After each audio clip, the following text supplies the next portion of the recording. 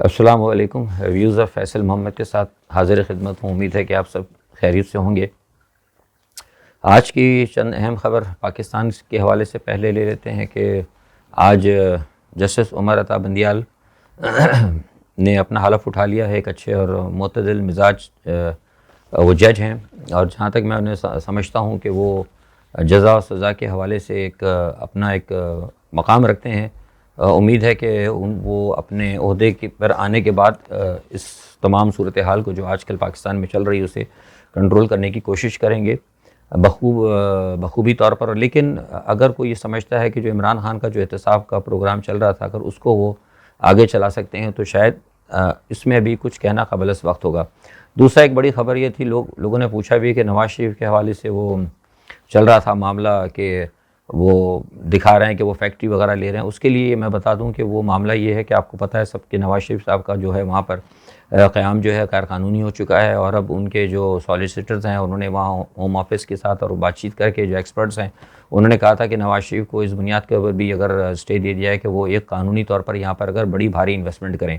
आपको पता है कि यूरोप के कई ममालिक के अंदर ये कानून है कि अगर आप कानूनी तौर पर बड़ी इन्वेस्टमेंट करें तो आपको रिहाइश का कानूनी इजाज़तनामा मिल जाता है। तो ये उसके ऊपर बातचीत हुई है और वो नवाज़ शरीफ साहब एक फ़ैक्ट्री ख़रीदना चाहते हैं इस हवाले से और ये रकम जो है कानूनी तौर पर मशरिक़ वस्ता के एक मुल्क से ट्रांसफ़र की जाएगी बरतानिया, जो नवाज़ शरीफ के कानूनी उसमें से होगी और वहाँ से फिर ये कानूनी तौर पर बरतानिया आएगी और वो बरतानिया में हो सकता है ये फैक्ट्री ख़रीद कर एक अपने रिहाइश को एक कानूनी जवाज़ बनाना चाहते हैं। तो ये उस हवाले से सारी मूवमेंट आपको नज़र आई है। अच्छा, दूसरा कराची के हवाले से वो एक बड़ी ख़बर थी कि जमात इस्लामी का और पीपल्स पार्टी का पैक्ट हो गया। वो देखिए, जमात इस्लामी का पीपल्स पार्टी का जो पैक्ट हुआ है वो बुनियादी तौर पर इसलिए हुआ है कि इन दोनों के जो राइवल हैं वो MQM है। ये दोनों जो इस वक्त बातें कर रहे हैं या जो कुछ भी कर रहे हैं बुनियादी तौर पर इसमें कराची के अवाम का मैंने इसको अच्छी तरह स्टडी किया या महाजरीन का, जो महाजिर उर्फ़ आम कहते हैं उर्दू स्पीकिंग को महाजिर का, या कराची के मकामी लोगों का जो है मैं समझता हूँ कि कोई इतना ख़ास फ़ायदा नहीं देखा गया है। ये सिर्फ बुनियादी तौर पर जो जैसा कि मैंने पहले कहा था कि MQM को पीछे करने की खातिर कि MQM दोबारा जो है कराची के ऊपर हावी ना हो और उसको उसके जो असरात को कंट्रोल करने के लिए उन्हें फ़ौरी तौर पर पस पर्दा कुछ मामला तय करके इत्तेहाद किया है। लेकिन अगर कोई ये समझता हो कि इनके इत्तेहाद की वजह से अहलियान कराची को फ़ायदा पहुँचने वाला है तो ऐसी बात नहीं है, बल्कि वो फ़ायदा जो सुप्रीम कोर्ट ने जो ऑर्डर किया है वो ज़्यादा बेहतर है। अगर उसी पस मंज़र के अंदर अगर काम किया जाए तो मैं समझता हूँ कि कराची में जो बल्दियाती हुकूमतों का मसला है, जो मामलात हैं कि जो इक़्तिदार की मुंतकली है कि क्योंकि सुप्रीम कोर्ट का जो फ़ैसला है उसे डेमोलिशन ऑफ पावर जो है ना वो सही होती है। इख्तियारात का जो है मतलब छोटी हुकूमतों को मतलब जो है सिंध की हुकूमत से मतलब बल्दियाती हुकूमत, क्योंकि ज़ाहिर सी बात है सूबाई हुकूमत तो सारे काम नहीं कर सकती, तो बल्दियाती इदारों का जो है मुतहरिक होना, बल्दियाती इदारों के पास इक़्तिदार आना अच्छी चीज़ है। तो मैं समझता हूँ कि सुप्रीम कोर्ट का जो ऑर्डर है उससे अगर अमल दरामद किया जाए सही तरीके से तो उस पर काम बेहतर होगा। और सुनने में ये भी आया है कि वो अभी भी पीपल्स पार्टी और साथ में जमात इस्लामी को भी राज़ी कर लिया है कि जो सुप्रीम कोर्ट का जो ऑर्डर आया है उसके अंदर कोई अगर कमज़ोर सुकम अगर है तो उसको वो चैलेंज करें, तो इससे इनकी बदनीयती जो है ज़ाहिर होती है। अच्छा, एक चीज़ सबसे अहम बात ये कि मैंने इमरान खान के हवाले से आपको एक बात बताई थी कि इमरान खान साहब चीन जा रहे हैं और वहाँ वो तवक्को की जा रही है कि वो $3 बिलियन का कर्ज़ा लें। ठीक है, लें, लेकिन जैसे कि मैंने पहले कहा था कि पाकिस्तान की हुकूमत की बात समझ में नहीं आ रही अभी तक पाकिस्तान की। इसमें मैं इस्टब्लिशमेंट को भी कहूँगा कि इनका भी अभी तक मुझे समझ में नहीं आता कि इन्होंने मतलब 2 किश्तियों में पैर रखा हुआ है। मैंने गुज़िश्ता साल आपको बताया था कि चीन के कुछ लोगों से हमारी बात हुई थी 1-2 साल पहले, तो उन्होंने ये बात कही थी कि अगर पाकिस्तान खुल कर हमसे बात करे और अपने मामलात को डिस्कस करे तो हम पाकिस्तान की बहुत हद तक मतलब जो भी ताउन चल रहा है उस हद तक ताउन करेंगे। मकसद उनका कहने का ये था, हमने उनको कही थी बात कि अपने पाकिस्तान को जो कर्ज़े दिए हैं वो बहुत ज़्यादा मार्कअप के ऊपर था। वो कहते हैं अगर हमसे खुल के बात की जाए तो हम पाकिस्तान के मार्कअप को कम करने के लिए तैयार हैं, लेकिन पाकिस्तान अपनी सिमत मुतय्यन करे। अब चीन भी चाहता है कि पाकिस्तान नज़र आए, क्योंकि चीन दोस्त तो है हमारा, चीन हमारी मदद भी कर रहा है। चीन की इस वक्त मजबूरी है, चीन की मजबूरी CPEC है, तो अगर अब हमको चाहिए कि हम उससे फ़ायदा उठाएं, लेकिन मजबूरी हमारे यहाँ ये है कि जो हमारी हुकूमत के जो वेस्टेड इंटरेस्ट लोग हैं वो जो है मतलब जब भी जाते हैं हम चीन के साथ हमें कोई करीब होने ही नहीं देते वो लोग, जो सारी बातें मैं आपसे कहता रहा हूँ। तो वो अब अगर ये जा रहे हैं इमरान खान साहब, अगर जाके फिर दोबारा अगर वो इसी तरह की अगर बात करेंगे, अगर साफ छुपते हुए नहीं सामने आते नहीं, तो मैं समझता हूँ ये दौरा इतना कोई कामयाब तो नहीं होगा। लेकिन चूंकि इस वक्त दुनिया के अंदर हालात तब्दील हो रहे हैं, सबकी नज़रें हैं इस वक्त इमरान खान के दौरे के ऊपर भी, क्योंकि चीन का रूस का एक सारा एक अलायंस बन रहा है, इस हल्के के अंदर भी वो अपना एक अलायंस बनाना चाह रहे हैं, तो इस पस मंज़र में है भाई। लेकिन क्या पाकिस्तान इस तमाम सूरत हाल के अंदर अपनी अहमियत से फ़ायदा उठा सकता है? देखिए ना, अगर मैं जो आपसे बात कर रहा हूँ इसके अंदर इसीलिए एक है कि आप ये मुझे बताइए कि पाकिस्तान ने आज तक सारे मुशीर अमेरिका से लिए हैं, सारे के सारे, जो स्टेट बैंक का माहिर आता है, इक़्तिसादी माहिर आता है, शौकत तरीन या बाकर रज़ा या दूसरे तीसरे जितने आते हैं, सारे के सारे वेस्टर्न मतलब होते कतई नज़र के पाकिस्तानी भी होते हैं, लेकिन ड्यूल नेशनल होते हैं। जब पाकिस्तान को ये पता है, पाकिस्तान की इस्टेब्लिशमेंट को भी पता है कि चीन इस वक्त दुनिया का एक ऐसा माशी सुपर पावर बना है जिसने सारी दुनिया के अंदर मईशत के अंदर अपनी वो अपनी क्या कहते हैं कि पहचान कराई है, दुनिया को मनवाया है कि चीन एक माशी पावर है और चीन ने अपने आप को माशी तौर पर पावर बनाया है। तो हम क्यों नहीं चीन से मदद लेते? हम चीन से कम कर्ज़ों पर बात करें, उनसे कहें कि भाई हम हमारी आर्म ट्विस्टिंग कर रहे हैं, IMF करता है, ये फैटअप वगैरह करते हैं, आप हमारी मदद करें, इंतहाई कम मार्कअप के ऊपर आप हमें कर्ज़े दें, हमारे बुनियादी जो यहाँ पे तामीराती काम है उसमें आप हमारी मदद करें और हमें अपने मुशीर दें। जब हम अमेरिका से मुशीर ले सकते हैं, अमेरिका की मईशत क्या है, अमेरिका तो खुद चीन का कर्जदार है, हम अमेरिका से मुशीर लेते हैं लेकिन चीन से हम कोई मुशीर नहीं लेते।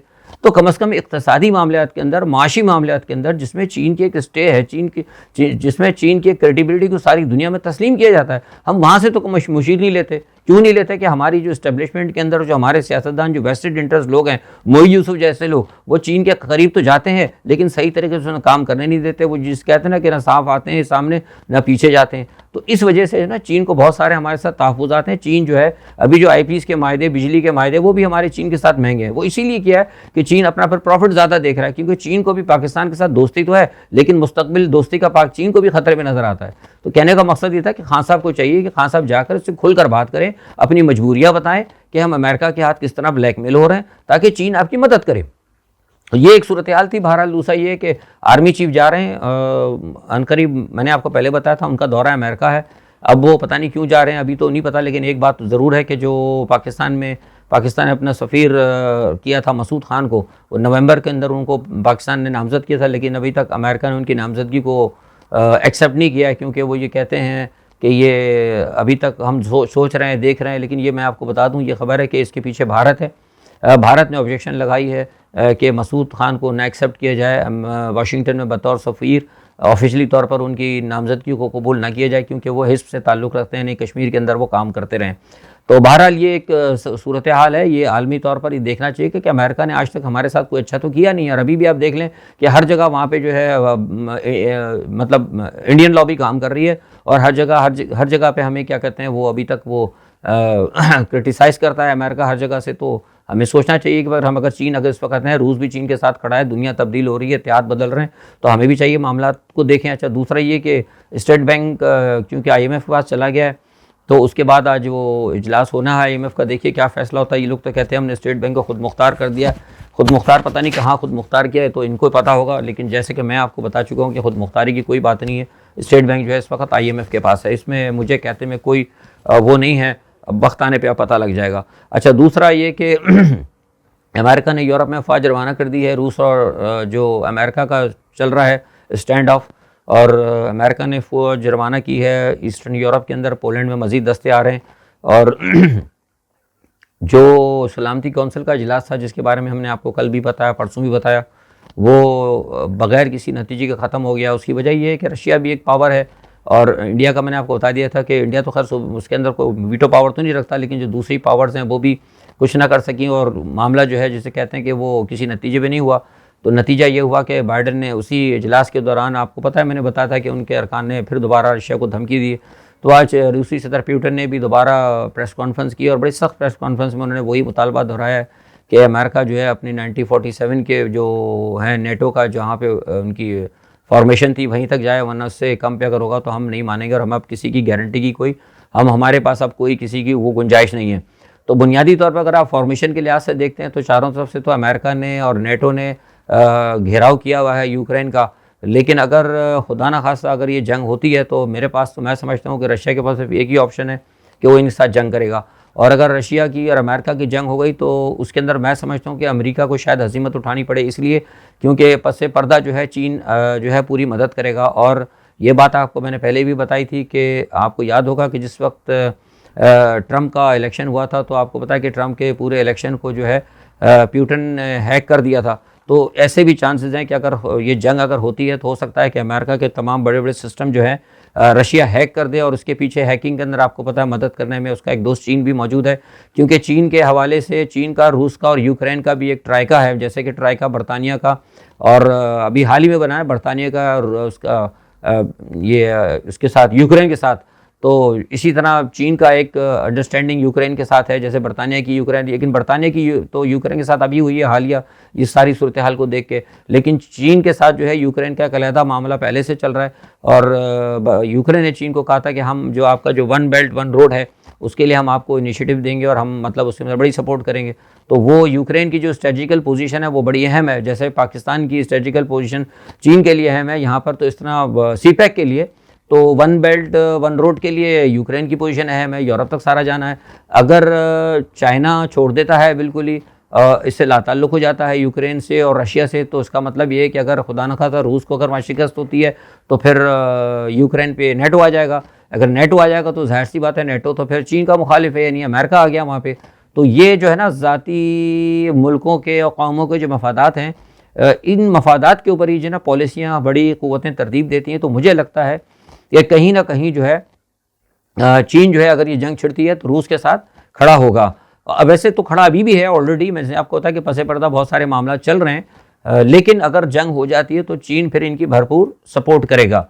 और चीन ने कुछ ऐसी चीज़ें, रशिया के पास कुछ चीज़ें ऐसी पहुंच गई हैं जो कि जंग के बाद अमेरिका को डिजिटल या जिस कहते हैं ना कि मवासलाती हवाले से ठीक ठाक परेशान कर देंगी। ये बस आपको मैंने इशारा किया है। तो बहरहाल ये कि अमेरिका इस खत्ते में अलहदा होता नज़र आ रहा है, वो क्या फॉर्मेशन क्या हुआ, देखिए अमेरिका की एक बदमाशी है ना कि ख़ुद तो बैठा वाशिंगटन कहाँ कितनी दूर है, लेकिन वो जंग दूसरों के बॉर्डर के करीब लड़ते हैं। तो ये, और जबकि इस मरतबा जो है रूस के बिल्कुल बॉर्डर के ऊपर नेटो पहुँच चुका है। तो मुझे लगता है कि शायद अगर ये जंग हुई तो ये जंग अगर छिड़ गई तो ये जंग बड़ी जंग में तब्दील हो सकती है, ये छोटी जंग नहीं होगी। और अब इसमें देखना है कि नेटो का क्या किरदार होता है, क्योंकि नेटो थोड़ा सा तकसीम है। बरतानिया तो अमेरिका के साथ है, जंग के फेवर में है, लेकिन जर्मनी और फ्रांस जो है इस जंग के ख़िलाफ़ है। तो ये एक चीज़ है। दूसरा ये कि अमेरिका ने अभी हाल ही में फौरी तौर पर आज यूएई ने भी अमेरिका से, बाइडन से कहा है कि जनाब हमारे पास वो जो होती कबाइल जो मिसाइल के अटैक कर रहे हैं उस हवाले से हमें गाइडेड मिसाइल दें, तो वो अमेरिका ने वो भी मुआहिदा कर लिया है और वो फौरी तौर पर पहुंच जाएंगे। आज उनके दरमियान बातचीत भी हुई है और ये शुनीद है कि अमेरिका ने अपने कुछ लड़ाका तैयारे रवाना कर दिए, क्योंकि अमेरिका कोशिश ये कर रहा है कि यूक्रेन और रूस के तनाज़े के अंदर जगह जगह जहाँ जहाँ हो सके अपनी फॉर्मेशन को मजबूत करे। तो ये भी फौरी तौर पर एक इशू बना है, लेकिन पसे पर्दा ये तो एक सामने तो मामला चल रहे हैं, लेकिन पसे पर्दा मामला जो जैसे मैंने बताया कि शुमाली कोरिया अपनी तैयारियाँ मुकम्मल कर रहा है और चीन भी अपने आप को मुस्तहकम कर रहा है। ताइवान के हवाले से मैंने बताया था 4 दिन पहले चीन के तैयारों ने ताइवान के ऊपर परवास की है। तो अमेरिका को ये भी डर है कि अगर अमेरिका यहाँ रूस के साथ इंगेज हो जाता है तो ये मैं आपको हकीकतन बता रहा हूँ कि फिर चीन जो है ताइवान के ऊपर कब्जा कर लेगा, इसमें कोई शक नहीं है। और उसके साथ चीन के साथ जो है दूसरे ममालिक जो हैं शुमाली कोरिया वगैरह की, इनकी भी हो सकता है कि उनको सपोर्ट रहे। तो आलमी सतह के ऊपर जो है हालात बड़ी तेज़ी से जो है ना देखने वाले हैं कि कुछ नहीं कह सकते आप कि अगर कोई छोटी सी गलती भी जो है हो सकता है किसी बड़ी आलमी जंग का बाइस बन सकती है। अच्छा, एक चीज़ ये कि तालिबान ने जो एक गैर मुल्की मुतालबा था यूरोप का और अमेरिका के भाई निकालना है वहाँ से गैर मुल्कियों को, उस पर तालिबान पहले हिच कर रहे थे, लेकिन अब तालिबान ने रजामंदी कर दी और कतर के साथ माहिदे तय पा गए और कतर एयरवेज़ को ठेका दे दिया है कि वहाँ से वो सारे के सारे गैर मुल्कियों निकालेंगे और उस पर कल से काम शुरू हो जाएगा। दूसरा ये है कि ग़ुलाम नबी जो है उनको कश्मीर के अंदर को पद्मा भूषण अवार्ड का उन्होंने दिया है और अवार्ड देने का ऐलान किया है ग़ुलाम नबी को, जो कश्मीरी रहनुमा है। मेरी समझ में नहीं आता कि ये अवार्ड क्यों दिया जा रहा है। बहरहाल या तो ग़ुलाम नबी साहब बता सकते हैं या कश्मीरी बता सकते हैं कि या क्या उनकी खिदमात हैं। और दूसरा ये है कि एक बाइडन ने कतर को अपने तौर पे कह दिया है कि वो उनको नॉन नेटो जो है अलाई बना देंगे। तो एक ये चीज़ है। दूसरा एक ऑस्ट्रेलियन लेक्चरर हैं जिन्होंने कि अपने कुछ अर्सा तालिबान के साथ गुजारा था, वो वहाँ मुसलमान हो गए थे। उन्होंने अब दोबारा वो ऑस्ट्रेलिया में हैं और उन्होंने कहा कि वो अपनी बाकी ज़िंदगी जो है तालिबान के साथ गुजारेंगे और तालिबान को वहाँ पे लेक्चर देंगे और उनको टेक्निकल जदीद टेक्निकल और दीन से मुतल्लिक़ और जो भी सारे मामलात हैं वो वेस्टर्न या जो भी आप समझते हैं जो लेक्चर जो उनकी फील्ड है उसके अंदर वो कहते हैं कि मैं तालिबान को उसमें उनको ट्रेन करूँगा और वो मुसलमान हो चुके हैं। तो ये सारी सूरत हाल है। बहरहाल देखते हैं क्या है। अब नज़रें हमारी इमरान खान के दौरे के ऊपर है। देखिए इमरान खान साहब क्या लेकर आते हैं। और ये बात तो मैंने आपको बता दी कि अगर जंग होती है तो रूस जो है के पास कोई ऑप्शन नहीं है। रूस के पास ऑप्शन बहुत महदूद हैं। तो देखें अल्लाह ताला बेहतर करे। क्या होता है। सलामती कौंसिल का इजलास नाकाम हो चुका है। सारी सूरत हाल आपके सामने है। कल इंशाल्लाह जो भी सूरत हाल बनती है, डेवलप होती है, या अगर इमरजेंसी में कोई नई चीज़ आई तो हम हंगामी तौर पर आपसे कोई इंशाल्लाह अपना तजिया ज़रूर देंगे। तब तक अपना आप बहुत ख्याल रखिएगा। अल्लाह हाफ़िज़।